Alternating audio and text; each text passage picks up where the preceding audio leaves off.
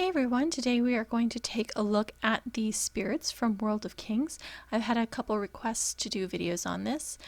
So if you don't have the quest line for the spirits, try upping some of your reputation. If somebody knows the exact reputation you need to up, please put it in the comments below. But for temples, for totems, somebody had said that you need to up one of your faction reputations. So if you, I'm guessing that this is probably the same.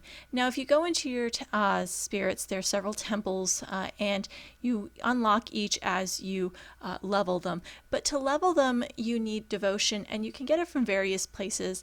The most obvious is if you go into your dungeons, you can collect it from the chests at the top. So here you see you get devotions for each of the regular dungeons, and also Overlord dungeon chests will give you those devotions as well. As you level your temple, you can attach spirits to your temple, and that's really where, what is the best thing to attach to your temple. And what it comes down to is you're really going to look at the stats. If you are a strength is your main stat, kind of like me, I am going to look for spirits that have 3 strength. If they have 3 strength, that's really ideal for me to pick. Now, if I don't have it, 2 strength and vitality is really good as well. And if I don't have that option, I can always go for one with a vitality, strength, and some other stat. That's kind of like the bottom of the barrel that you're going to go for is strength and vitality and another thing. Here we have spirit, dex, whatever. But I want to really go for the one where I've got 3 of the main stat that I'm looking for. If I don't have that, 2 of the main stat and something else, or 2 of the main stat and a vitality would be great. And then beyond that, you're going to kind of pare it down. So, okay, maybe 1 of your main stat and a vitality. And you don't really want to go for something where it's like strength, int, and dex or something like that. That would be something that I would use just kind of to up my other temples. So that'll give you kind of the main idea. You also want to look at wild power and PvE power kind of as a secondary option if you are trying to pare down what is best. Now here I just am kind of showing you some of the ones that I have. I need to up them as far as it would be great for me to replace these with ones with 3 strength or a little bit better stats, but you kind of get what you get. Now as far as the these guys, the pink with the highest level is the one that's going to kind of have their effect be activated. So these 2 guys don't really have their stats activated because, or the special bonus thing activated because they're not the highest level here. Now my fire guy is the highest level here, and actually I'm going to replace this one because the stats were pretty cruddy with the other one. But the fire guy here has got I chose him because he gives a 12% bonus to that temple. So if you have somebody with a specific like stat bonus to a temple, I would go for that over the guys that do damage, because the damage really, when you go to test it, is very minimal. So for now, I would say if you're looking at what pink guys you should put in, probably the ones with a bonus. It's really not a huge issue. You're really going for stats more than anything else. But, that is something that you can do. I also ended up with one of my guys here giving a bonus for beasts. I thought, okay, well, my lowest temple is kind of not so great.